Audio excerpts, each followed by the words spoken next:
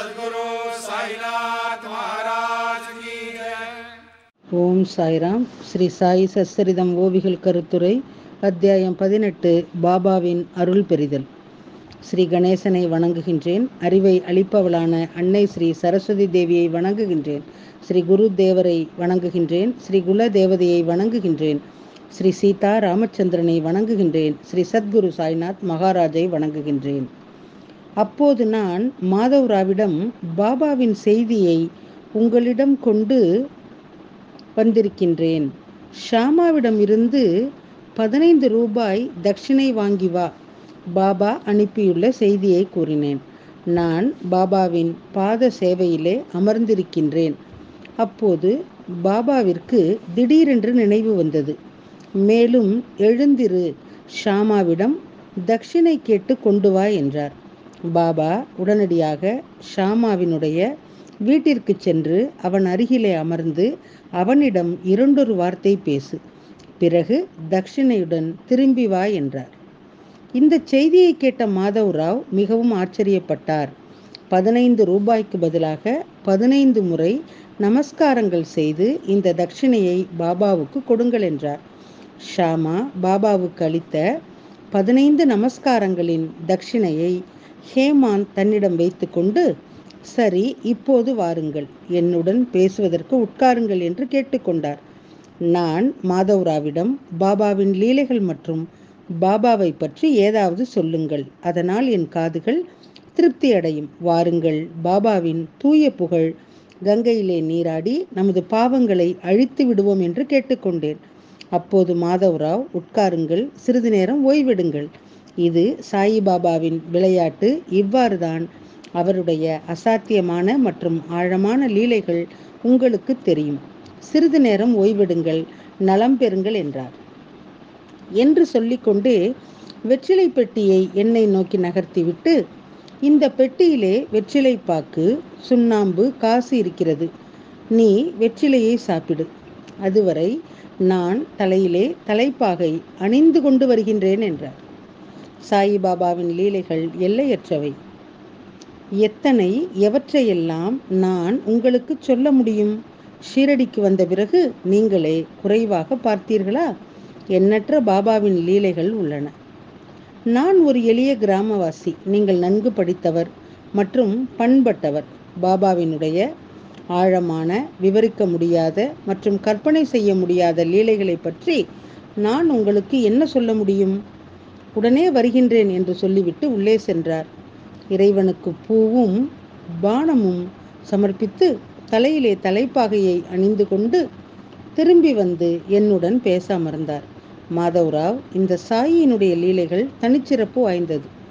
அவரது விவரிக்க முடியாத லீலைகளை யாராலும் மதிப்பிட முடியாது. சாயியினுடைய விளையாட்டுகளுக்கு முடிவே இல்லை. எல்லா விளையாட்டுகளையும் விளையாடிய பிறகு அவரே அவற்றிலிருந்து ஒதுங்கியே இருக்கின்றார். நீங்கள் நன்றாக படித்தவர், அறிவாளி, கற்றறிந்தவர். படிக்காத கிராமவாசிகளான நாங்கள் இந்த ஸ்ரீ சாயியினுடைய நடத்தையை எப்படி புரிந்து கொள்ள முடியும்? அவர் உங்களை என்னிடம் அனுப்பியிருக்கின்றார். அவரே உரையாடல் அல்லது உபதேச அனுபவத்தை தரும் திறன் கொண்டவர். இருந்தும் ஸ்ரீ சாய்நாத் உங்களை என்னிடம் அனுப்பியிருக்கின்றார். இதற்கு பின்னால் ஏதோ உள் நுணுக்கமான காரணம் இருக்கும். அவருடைய செயல்கள் அவருக்கு மட்டுமே தெரியும். அவருடைய நடத்தை மனிதாபிமானது. அவர் நடத்தை மானிட வகுப்பிலே உட்காருவதில்லை. அவர் ஒரு தெய்வீக சக்தி. அவர் தெய்வீகமானவர். இப்போது எனக்கு திடீரென்று ஒரு விஷயம் நினைவுக்கு வருகின்றது.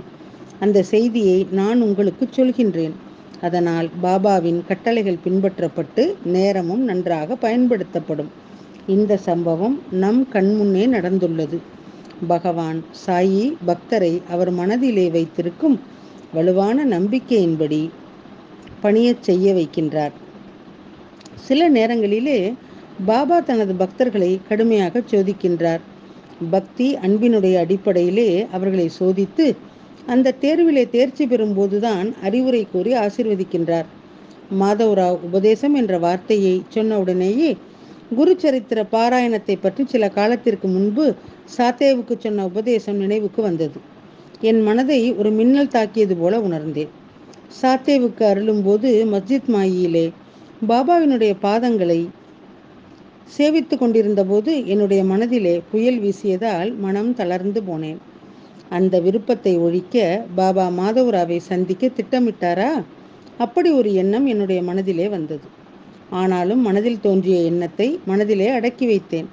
மாதவராவ் சொல்லும் கதையை பற்றி ஆர்வமாக இருந்த எனக்கு முதலிலே அதை கேட்கும் ஆவல் வலுத்தது. அப்போது பக்தர்கள் மீது பாபாவினுடைய அன்பை விவரிக்கும் உரையாடல் காரணமாக மனநிலை மகிழ்ச்சி அடைந்து மகிழ்ச்சியினுடைய ஊற்று பெருகி ஓடத் தொடங்கியது. அடுத்து மாதவராவ் முக்கிய கதையை சொல்ல ஆரம்பித்தார். அவர் தேஷ்முக் என்ற குடும்ப பெயரை கொண்ட ஒரு மூதாட்டி. சங்கீதம் மற்றும் சத்சங்கமும் செய்ய வேண்டும் என்ற ஆசை அவருடைய மனதிலே எழுந்தது. சாய்பாபாவின் புகழை கேள்விப்பட்ட இந்த மூதாட்டி சங்கம் நேரிலிருந்து வந்த குழுவுடன் ஷீரடிக்கு சாய்நாதரை தரிசனம் செய்ய வந்தார். குறிப்பு: சங்கம் நேர் அகமதுநகர் மாவட்டத்திலே ஷீரடிக்கு அருகிலே உள்ள ஒரு தாலுகா கிராமம், ஒரு முக்கிய போக்குவரத்து மையமாக மாறிய கிராமம். இந்த மூதாட்டி சங்கம் நேரினுடைய ஸ்ரீ காஷபா தேஷ்முக்கினுடைய அன்னை ஆவார். அவர் பெயர் ராதாபாய் தேஷ்முக். சாயிபாபாவை காணவும் சாயியினுடைய பாதத்திலே பக்தி செலுத்தவும் வந்திருந்தார். சாயியை தரிசனம் செய்தவுடன் அவருக்கு கண் பார்வை இன்பம் கிடைத்தது. பயணத்தின் களைப்பெல்லாம் நீங்கியது. சாயியினுடைய பாதங்களிலே அவளுக்கு இருந்த பக்தி மேலும் வலுப்பெற்றது. மேலும் அவர் தனது ஷீரடி பயணத்தினுடைய அசல் நோக்கத்தை நினைவு கூர்ந்தார். பகவான் சாயியை தன் குருவாக ஆக்கிக் கொள்ள வேண்டும் என்ற தீவிர ஆசை அவருடைய மனதிலே இருந்தது.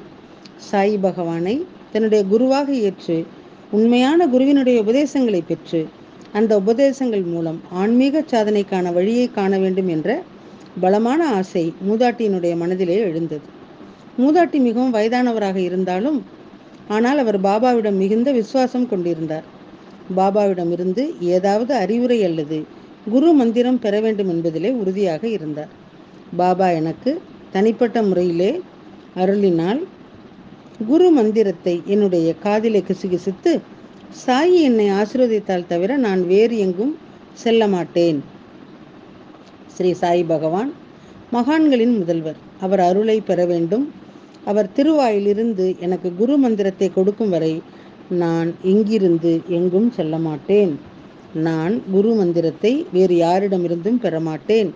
அது எனக்கும் புனிதமானதாக இருக்காது. இந்த உறுதியுடன் அந்த பெண் சாப்பிடுவதையும் நீர் அருந்துவதையும் நிறுத்திவிட்டு ஷீரடியிலே போராட்டத்திலே அமர்ந்தார். மூதாட்டி மிகவும் வயதானவர். பாபாவினுடைய குருவின் போதனைகளிலே அவளுக்கு ஆழ்ந்த நம்பிக்கை இருந்ததால் அவள் வயிற்றிலே ஒரு துளி கூட உணவை சாப்பிடாமல் அல்லது ஒரு துளி தண்ணீர் கூட குடிக்கவில்லை. மூதாட்டி விரதம் தொடங்கி 3 நாட்கள் கடந்திருந்தன. பாபா தனக்கு குரு மந்திரம் கொடுக்கும் வரை ஒரு துளி கூட உணவை எடுத்துக்கொள்ளக்கூடாது என்பதிலே உறுதியாக இருந்தார். குரு மந்திரம் கிடைக்காமல் ஷீரடியை விட்டு நகரமாட்டேன் என்று உறுதியான தீர்மானத்துடன் ஷீரடியில் உள்ள தனது இடத்திலே போராட்டம் நடத்தினார். அந்த மூதாட்டி சாப்பாடும் தண்ணீரும் இல்லாமல் சாகும் வரை உண்ணாவிரதம் இருந்து மரணத்திற்கு பிறகு நிர்வாணத்திற்கு தயாராகிவிட்டார். 3 நாட்கள் உண்ணாவிரதம் இருந்ததால் மூதாட்டியினுடைய உடல் மிகவும் தளர்ந்து போயிருந்தது. அவரது உடல்நிலையும் மோசமடைய தொடங்கியது. ஆனாலும் இன்னும் சாய் மந்திரம் கிடைக்காததால் அவள் சோகமுடனும் மன உளைச்சலுடனும் இருந்தாள். மூதாட்டி சாகும் வரை உண்ணாவிரதம் இருந்த செய்தி கேட்டு மாதவராவ் காதுக்கு எட்டியது. மறுபுறம் மூதாட்டிக்கு மரணத்தை பற்றி சிறிதும் பயப்படவில்லை. என்ன நடந்தாலும் அது சரியில்லை. இந்த பேரழிவை தவிர்க்க மாதவராவ் மிகுந்த ஆர்வத்துடன் இருந்தார். பின்னர் மாதவராவ் மஸ்ஜித் மாய்க்கு சென்று அங்கு பாபாவின் அருகிலே அமர்ந்தார். எப்பொழுதும் போலவே பாபா அனைவரின் நலனையும் மரியாதையுடன் கேட்க ஆரம்பித்தார். பாபா, ஷாமா, எல்லாம் எப்படி நடக்கின்றது? இன்று என்ன செய்தி கொண்டு வந்திருக்கின்றாய்? அந்த நாராயண தெளிவணிகன் தீய போக்கு எனக்கு மிகவும் சிரமத்தை அளிக்கின்றான். அவன் இப்போது என்னை துரத்தி பிடித்திருக்கின்றான் மற்றும் மிகவும் கஷ்டப்படுத்துகின்றான் என்றார். குறிப்பு: நாராயணன் தெளி என்பது ஒரு மர்மமான பெயர் சொல். ஸ்ரீ சாய்பாபா சில தீய நடத்தைகளை சுட்டிக்காட்டி அடிக்கடி சொல்வார். அவரது வழக்கமான உரையாடலில் இந்த வார்த்தை மீண்டும் மீண்டும் வந்து கொண்டே இருந்தது. குறிப்பு: நாராயணன் தெளி என்பது ஒரு மர்மமான பெயர் சொல். ஸ்ரீ சாய்பாபா சில தீய நடத்தைகளை சுட்டிக்காட்டி அடிக்கடி சொல்வார். அவரது வழக்கமான உரையாடலில் இந்த வார்த்தை மீண்டும் மீண்டும் வந்து கொண்டே இருந்தது. ஆரம்ப காலத்திலே பாபா மஸ்ஜித் மாயிலே வசிக்க வந்தபோது மஸ்ஜித் மாயினுடைய சுற்றுப்புறத்திலே நாராயணன் தேலி என்ற குடும்பத்தார் வசித்து வந்தனர். கிடைக்கப்பெறும் இலக்கியங்களின்படி பாபாவினுடைய முதல் சேவகனாக இவர் கருதப்படுகின்றார். பாபாவை ஒரு பைத்தியக்கார ஃபக்கீர் என்று கருதிய போது இந்த நாராயணன் தெலி தினமும் பாபாவுக்கு அரை பாக்ரி மற்றும் சட்டினியை கொடுப்பார். பாபாவினுடைய அண்டை வீட்டாராக இருப்பதால் இந்த நாராயணன் தெலி சில இடையூறுகளை ஏற்படுத்தியிருக்கலாம், அல்லது இந்த மேற்கோள் அந்த நாராயணன் தேலியுடன் ஏதேனும் தொடர்பு வைத்திருக்கலாம். அதே நேரத்திலே நாராயணன் தேலி என்ற பெயர் சொல் கடவுளை நோக்கி சொல்லப்பட்டதாக தெரிகின்றது என்ற மற்றொரு எண்ணமும் வருகின்றது. மோகம் மற்றும் மாயை நிறைந்த இந்த உலகத்தை நாராயணன் படைத்துள்ளார். ஒரு வகையிலே தெளியினுடைய எண்ணெய் என்றால் பசையுள்ளது. அன்பு, நெருக்கம், ஈர்ப்பு, பாசம், நான், நீ ஆகிய பந்தங்கள் உருவாக்கப்பட்டன. இந்த மோக மாயையினுடைய அடிமைத்தனத்திலிருந்து விடுபடுவது மிகவும் கடினம். இந்த பற்றுதலும் மாயையுமே பாபாவுக்கு தொல்லை தருகின்றது.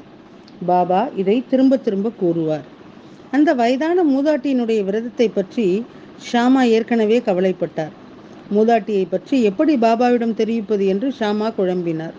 கடைசியிலே அவர் முடிவு செய்து பாபாவிடம் கேட்டார், பாபா, இது என்ன மாதிரியான அகால செயல்? இது என்ன வகையான மர்மம்? உங்கள் திட்டம் உங்களுக்கு மட்டுமே தெரியும். தெய்வமே, ஒவ்வொரு விதமான குணமுள்ள ஒவ்வொருவரையும் ஷீரடிக்கு வரவழைத்து மற்றும் பின்னர் நீங்கள் அவர்களினுடைய நல்லவை பற்றிய செய்தியை எங்களிடம் மட்டுமே கேட்கின்றீர்கள். 3 நாட்களாக உணவும் தண்ணீரும் இன்றி தவிக்கும் ராதாபாய் தேஷ்முக் என்ற அந்த தள்ளாடும் மூதாட்டி உமது அருளுக்காக மட்டுமே ஏங்கி உங்களை அண்டியிருக்கின்றாள். பகவானே, அந்த கிழவி மிகவும் பிடிவாதக்காரி. உங்கள் மீது ஆழ்ந்த நம்பிக்கை வைத்திருக்கின்றாள். அவளது தீவிர பக்தியால் விரதத்தை தொடங்கியுள்ளாள். ஆனால் உமது கருணை பார்வை அவள் மீது இன்னும் விழவில்லை. ஏன் அவளுக்கு இவ்வளவு சிரமம் கொடுக்கின்றீர்கள்? அந்த வயதான மூதாட்டி ஏற்கனவே வைக்கோல் போல ஒல்லியாக இருக்கின்றாள். அவள் உடம்பிலே உயிரில்லை. அவள் மிகவும் உறுதியானவள். சாப்பாடு, தண்ணீர் இல்லாமல் செத்துப்போகும் நிலையை உருவாக்கியுள்ளாள். கிழவி பாபாவை பார்க்க வந்திருந்தாள். குரு மந்திரத்தின் ஆசையுடன் அவள் விரதம் இருந்தாள். ஆனால் பாபா அவள் மீது இரக்கம் கொள்ளவில்லை. அவளை மரணத்தினுடைய வாயிலில் தள்ளினார் என்று மக்கள் சொல்வார்கள். தேவா, இப்படி பேசுவதற்கு மக்களுக்கு வாய்ப்பளிக்காதீர். அந்த மூதாட்டிக்கு ஏதாவது நல்லது கெட்டது நடந்தால் உங்கள் மீதுதான் பழியை சுமத்துவார்கள். உண்ணாவிரதத்தால் மூதாட்டியை கொன்றதாக உங்கள் மீது குற்றம் சாட்டுவார்கள். எனவே தெய்வமே, அவளுக்கு நிஜ உபதேசத்தை கொடுத்து ஆசிர்வதிக்க வேண்டும். அந்த மூதாட்டி மிகவும் மெலிந்து போயுள்ளாள். இதற்கு மேல் போராடும் சக்தி அவளுடைய உடலிலே இல்லை. அந்த மூதாட்டியினுடைய வாழ்வு எப்போது முடிவடையும் என்று உறுதியாக தெரியவில்லை. அவள் இறந்தால் பின்னர் நீங்கள்தான் இந்த குற்றத்திற்கு காரணம் என சாட்டப்படுவீர்கள். அந்த மூதாட்டியினுடைய மிக கடினமான நோன்பையும் அவளது உறுதியான மன உறுதியையும் கண்டு தாங்கள் மிகவும் கவலையடைந்தோம். தெய்வமே, வயதான பெண் இறந்து விட்டால் அது அநியாயம் மற்றும் மோசமான விளம்பரத்தை ஏற்படுத்தும். பாபா, அந்த மூதாட்டி மிகுந்த மன உறுதியுடன் நிர்வாணத்திற்கான ஆயத்தங்களை செய்திருக்கின்றார் போலும். உங்கள் கருணை இல்லாமல் அவளுக்கு எந்த நன்மையும் கிடைக்கவில்லை. ஒருவேளை அவள் இறந்து விடுவாள். கடவுளே, எனவே நீங்கள் அவளுக்கு 4 வார்த்தைகள் அறிவுரை கூறுங்கள். இந்த அத்தியாயத்தினுடைய நோக்கம் இங்கே நிறைவடைகின்றது. அடுத்த அத்தியாயத்திலே அன்பு நிரம்பிய இந்த தனிச்சிறப்பு கதையை சொல்லி கேட்போரினுடைய கேட்கும் ஆசையை பூர்த்தி செய்வோம். அடுத்த அத்தியாயத்திலே மூதாட்டி ராதாபாய் தேஷ்முக்கிற்கு பாபா சொன்ன அருமையான அன்பான செய்தி உணவுபூர்வமாக விவரிக்கப்படும். அந்த உபதேசத்தால் கேட்பவர்களினுடைய அறியாமை நீங்கும். இந்த வாழ்க்கை கடலை கடக்கும் குருமந்திரத்தை பெற பாபாவினுடைய இந்த அன்பான கதையை கேட்பவர்கள் தயாராக இருக்க வேண்டும். இவ்வாறு கூறி ஹேமாத் பந்த் பக்தர்களுடைய காலடியிலே விழுந்து நமஸ்காரம் செய்கின்றார். இந்த ஹேமாத் பந்த் தனது புலன்கள், உடல், மனம், செல்வம் அனைத்துடனும் சாயினுடைய பாதங்களிலே தஞ்சமடைகின்றார். துறவிகள் மற்றும் மனிதர்களுக்கு உத்வேகமாக தோன்றிய பக்தரான ஹேமாத் பந்த் எழுதிய ஸ்ரீ சாய் சச்சரித்திரத்தினுடைய பாபாவினுடைய அருளை பெறுதல் என்ற 18வது அத்தியாயம் இங்கே நிறைவடைகின்றது. ஸ்ரீ ஹரிஹரார்ப்பணமஸ்து. சுபம் பவது. அத்தியாயம் 19 பாபாவின் அருள் பெறுதல். ஓவிகள் மற்றும் கருத்துரை அடுத்த தொடரிலே கேட்கலாம். சாயியை பணிவோம். சாந்தி நிலவட்டும். ஓம் சாய்ராம். श्री सच्चिदानंद सद्गुरु साईनाथ महाराज की जय.